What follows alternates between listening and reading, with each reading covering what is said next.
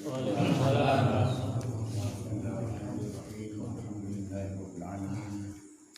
salli ala sayyidina Muhammadin wa ala alihi wa sahbihi ajma'in, amma ba'du. Alhamdulillah, sampun niku wau diterangaken kalih Ustaz Mustaqim dengan kajian Al-Hikam, syarah kitab Al-Hikam. Sak mangke kula mencoba untuk mengulang keterangan-keterangan niku wau, mugia kula panjenengan sedaya bertambah jelas, bertambah paham dan yakin akan keterangan tersebut. Bismillahirrahmanirrahim. Min jahlil murid ayyusi al-adab fatuakhkhara al-uqubata anhu fayaqulu law kana hadha su'a adabin laquti al-amdadu wa awjaba al-ib'adu faqad yuqta'u al-madadu anhu min haythu la yash'uru walau lam yakun illa man'ul mazidi waqad yuqamu maqamal mu'badi wa huwa la yadri walau lam yakun illa ay khalliyaka wa ma turid. Setengah dari tanda kebodohan murid jika ia berbuat salah lalu ditangguhkan hukumannya, lalu ia berkata atau berprasangka andai kata termasuk dosa, tentu sudah diputuskan bantuan dan sudah dijauhkan. Ingatlah, ada kalanya telah diputuskan bantuan karunia dengan jalan yang ia tidak merasa, meskipun hanya berupa tidak ada tambahan baru. Dan ada kalanya pula ia telah dijauhkan padahal ia tidak menadari atau tidak mengetahui, meskipun jauh itu hanya berupa membiarkan atau pembiaranmu menurutkan hawa nafsu. Maqalah 76, Syekh Ibnu Athaillah njelasaken setengah dari tanda kebodohan, termasuk tondo-tondone bodoh niku lek wonten murid nglakoni kesalahan, baik itu kesalahan terhadap pembimbingnya ataupun kesalahan kepada dia melakukan kesalahan kepada Allah dalam arti menurutkan hawa nafsunya,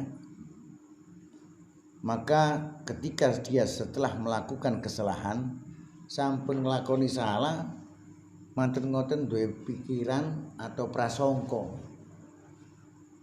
buktine aku gak dihukum, berarti aku gak salah. Buktine aku gak dihukum. Lek aku salah mesti dihukum.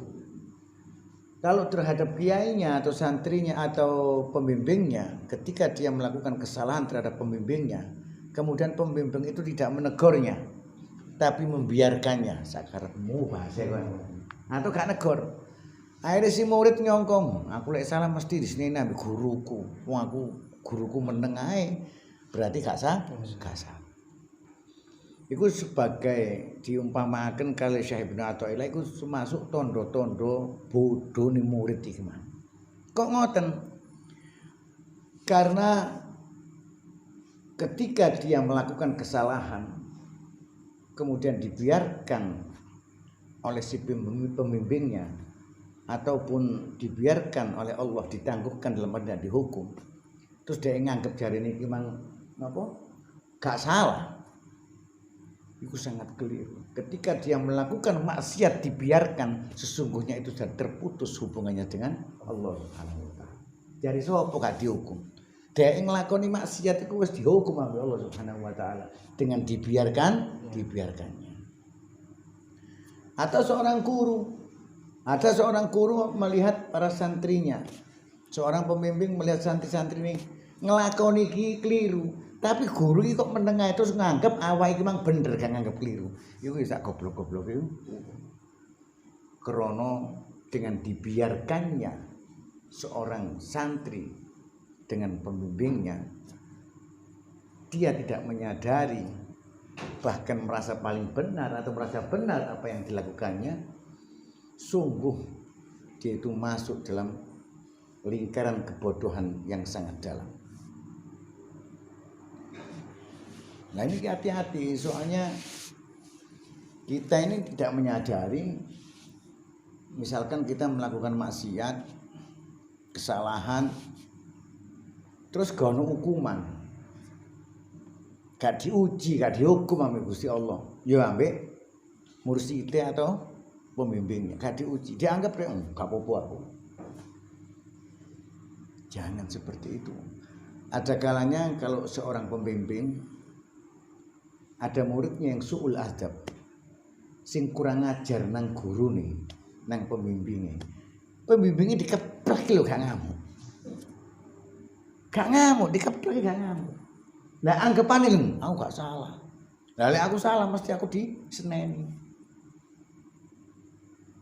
Iku bahaya. Termasuk sak goblok-gobloke murid. Lek sampai melakukan maksiat yang mana tidak ada teguran dari orang pembimbing atau hukuman dari Allah Subhanahu wa taala, dia menganggap dirinya itu benar, padahal ketika dia dibiarkan melakukan maksiat itu sudah suatu hukuman yang menjauhkan antara dirinya dan Allah Subhanahu wa taala atau antara dirinya dan mursyid atau pembimbingnya.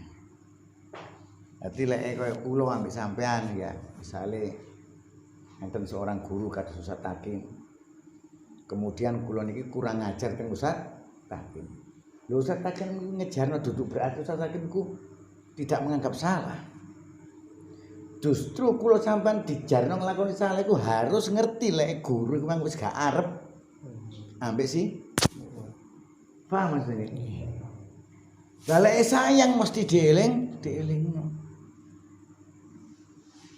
Maka berhati-hatilah bagi seorang salik, baik terhadap perilaku menghadapi guru ataupun tingkah laku yang berhubungan dengan Allah.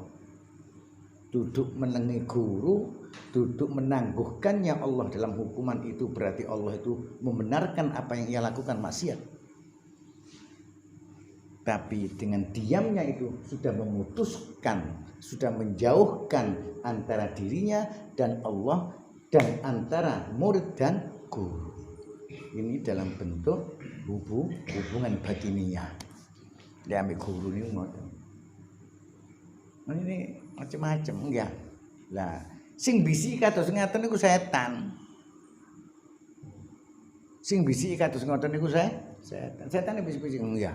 Awak mulai ngene salah mesti ditegur ambek guru. Enggak dihukum itu. Awak mulai ngene salah disiksa ambek Gusti Allah dengan ujian macam-macam. Bukti ini kalau ujian. Hati-hati, itu bisikannya setan. Agar supaya apa? Setan membisikkan seperti itu. Lek sampean yakin dengan bisikan setan itu otomatis akan terus-menerus melakukan kesalahan yang mana kesalahan itu dianggap benar. Paham? Kemudian makalah selanjutnya.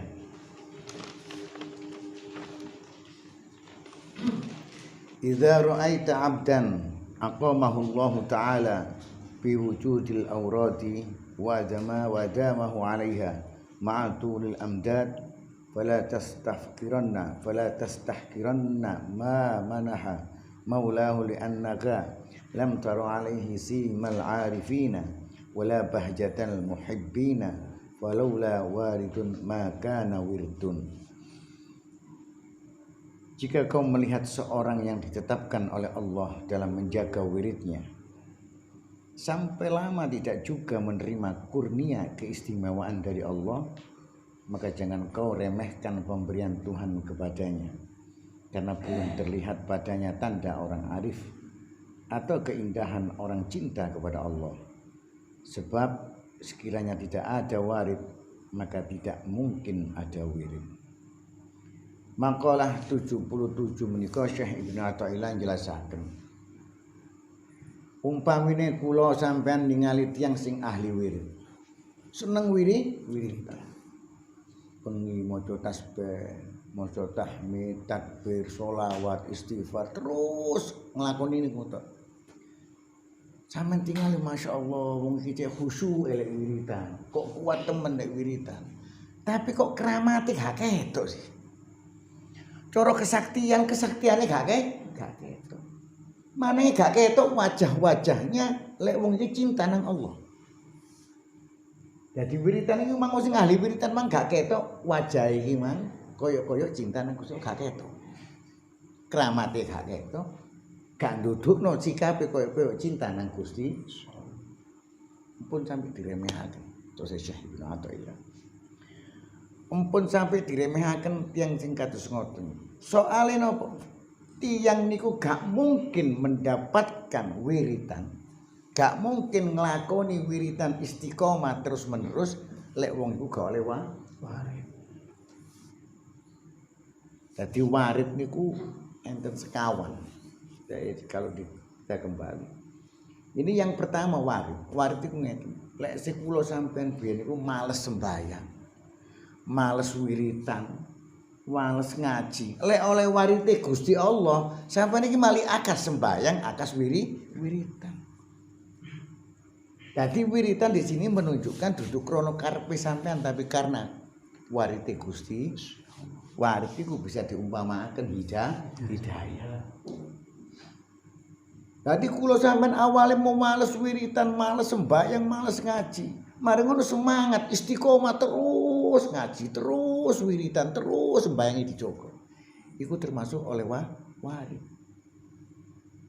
Gak mungkin sampean iso nglakoni wiritan dengan cara istiqomah.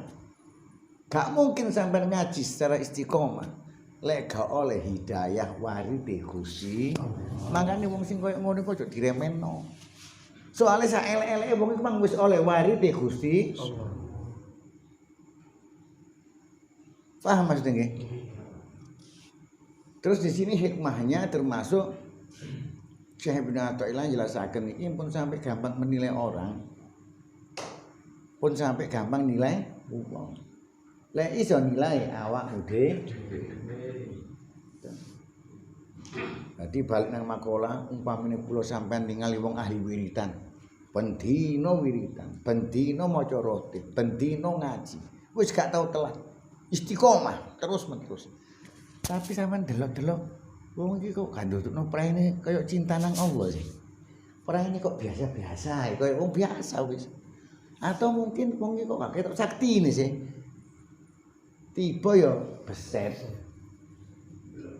Ampun sampai diremehaken lho tiyang niku. Wong iku iso nglakoni wirid iki krana oleh warid. Gak mungkin wong iku wiridan, gak mungkin wong iku istiqomah dalam melakukan hal kebaikan lek wong iku mangga oleh warid.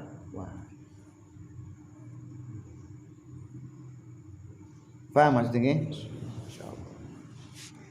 Kemudian makalah selanjutnya qaumun aqamahumul haqqu li hikmatihi wa qaumun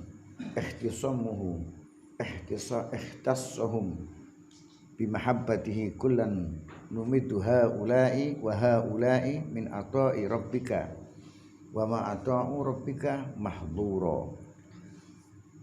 Ada kaum yang oleh Allah didudukkan dalam bagian ibadah semata, dan ada kaum yang diistimewakan oleh Allah dengan kecintaannya. Untuk masing-masing kami Allah memberi kurnia dan pemberian dan pemberian Tuhanmu tidak terbatas.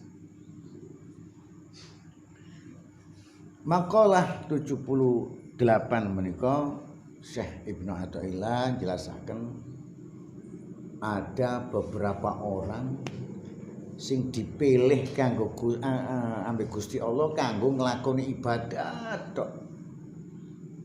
Istiqomah ibadah terus menerus tok. Mboten enten mandeke wis. Enten tiyang atau beberapa orang yang lain dipilih ambek Gusti Allah sing atine iki dikek cinta nang Gusti ibadah gak kira ketok. Dikek cinta. Selalu ingat kepada Allah. Selalu hatinya mengagungkan Allah. Selalu mentauhidkan Allah. Sing situ ahli ibadah. Ahli ibadah lahiriah. Tapi hatinya tidak terpaut kepada Allah Subhanahu wa ta'ala. Lah iku hak Gusti Allah milih niku. Sapa sing bakal tak dadekno wong sing ahli ibadah? Sapa sing bakal tak kei rasa cinta nang aku di atine? Iku hak pilih Gusti.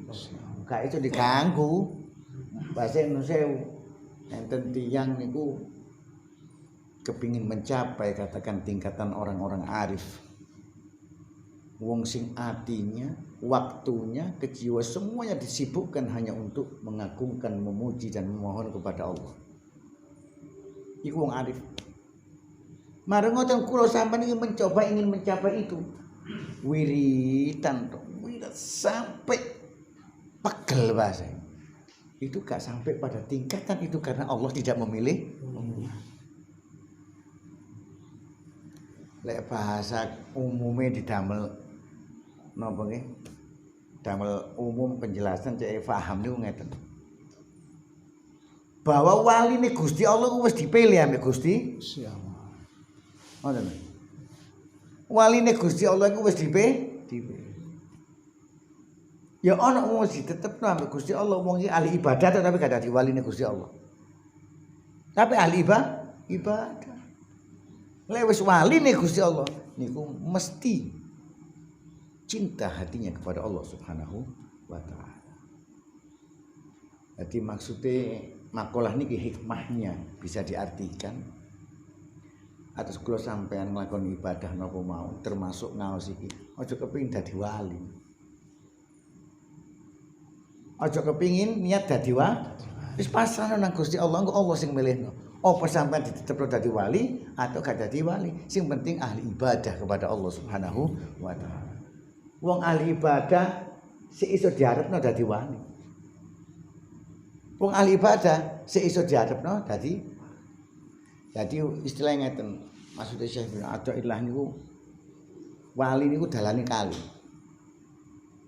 Ono sing langsung dipilih ambek Gusti Allah dadi wali.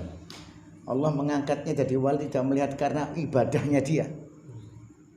Krono ibadah temen krono ngene mboten. Memang Allah mengangkat jadi ono maneh wali krono saking nemene ibadah nang Gusti. Jadi makanya iku napa? Niat harus ditata.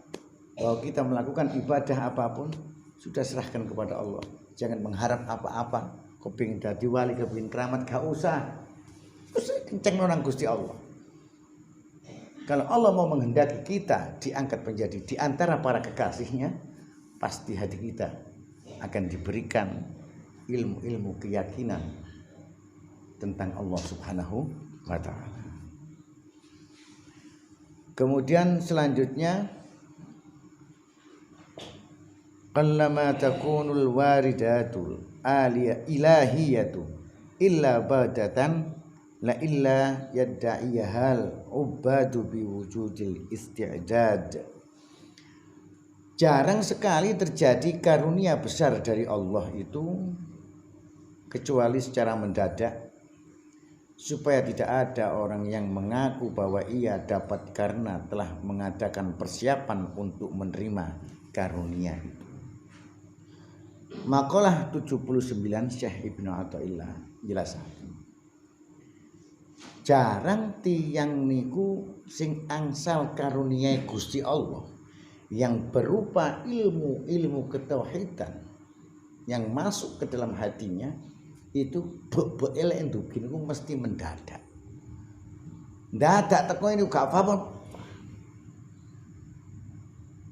Tidak karena dirinya sudah mempersiapkan dalam arti krono belajar. Jadi ilmu tauhid lah niki sing kula balik ngarani. Bahwa ilmu tauhid, ilmu keyakinan kepada Allah itu gak kira dipelajari. Kayak kula sampeyan iki gak iso belajar ilmu tauhid supaya yakin itu gak iso dipelajari nang Allah. Sampeyan iki sudah yakin nang Allah iso dipelajari. Sampeyan ping pira diajari ilmu tentang keyakinan. Tapi yakin ana ati. Misalnya mawon contoh. Kayak kula sampean sering mungkin mendengar bahwa Allah itu yang membagi rezeki. Nggih napa mboten? Yakin napa mboten? Yakin. Dan tidak ada satupun di sampingnya. Maksudnya Gusti Allah gak butuh emang kayak rezeki kula sampean iki. Esa. Tapi kenapa? Ketika Allah mencoba untuk menahan rezeki itu, mengurangi rezeki itu sedikit, kok ngarani duduk Gusti Allah sih? Rezeki ku kok gak tahu anu saiki. Bahasa itu sudah mengarah kepada selain Allah. Lah iku berarti percaya apa enggak nang Gusti Allah? Padahal wis dikandani sampean yakin nek Gusti Allah gawe rezeki yakin. Sing ngempet Gusti Allah, Gusti Allah.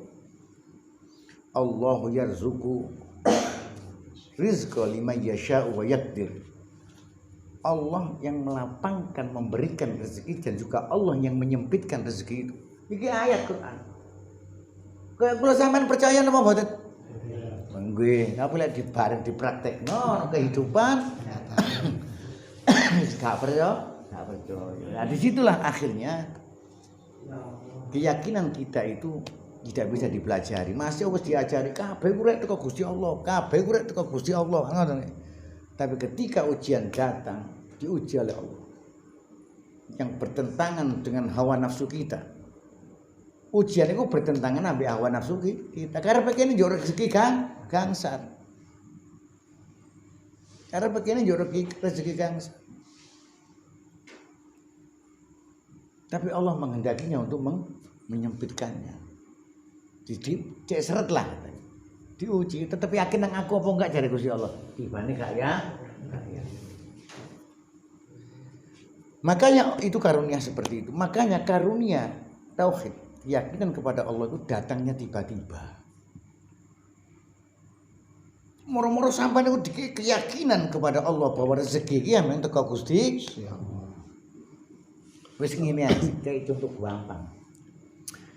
Allah berfirman dalam Al-Qur'an, lillahi ma fis samawati wa ma fil ardh. Kepunyaan Allah lah apa-apa yang di langit dan di bumi. Sampeyan yakin apa mboten? Lek kabeh iki nek Gusti Allah. Dunya sampeyan nek sapa? Allah. Bojo sampeyan nek sapa? Allah. Anak sampeyan nek sapa? Allah. Kira-kira lek mati ikhlas sampeyan? Koyo-koyo gak trimo. Ojo, anakku bojoku sing paling tak cintai kok kati mati. Gak percaya ta lek iki itu Gusti Allah, sampean sadar dan meyakini betul ini memang punya Allah, hak Allah, milik Allah. Allah apa aja gak terima? Ya monggo sampai sing gak ada ya. Nggih napa ten?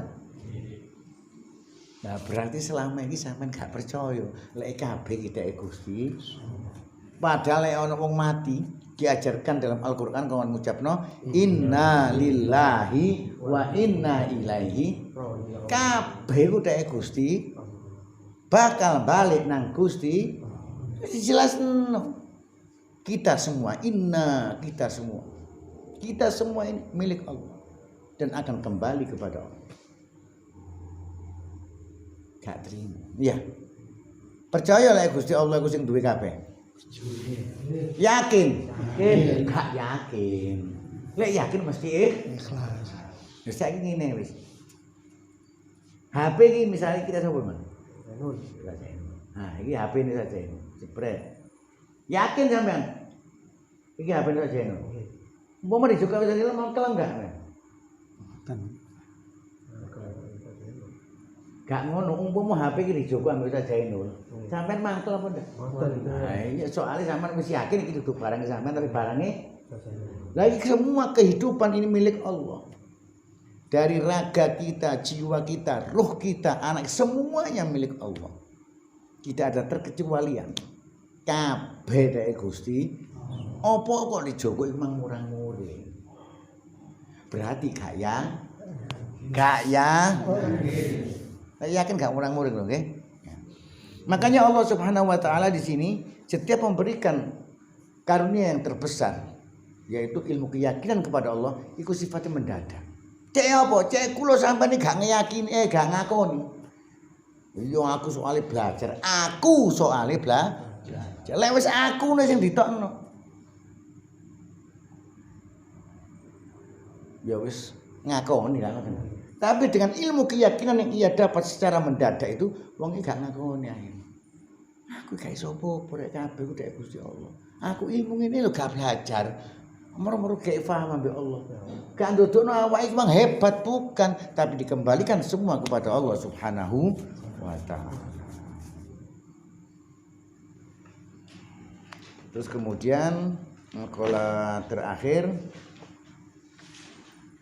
man ra'aitahu mujiban ala kulli ma su'ila wa mu'abbiran an kulli ma syahida wa dzakiran kullama alima fastadilla bidzalika ala wujudi jahlihi.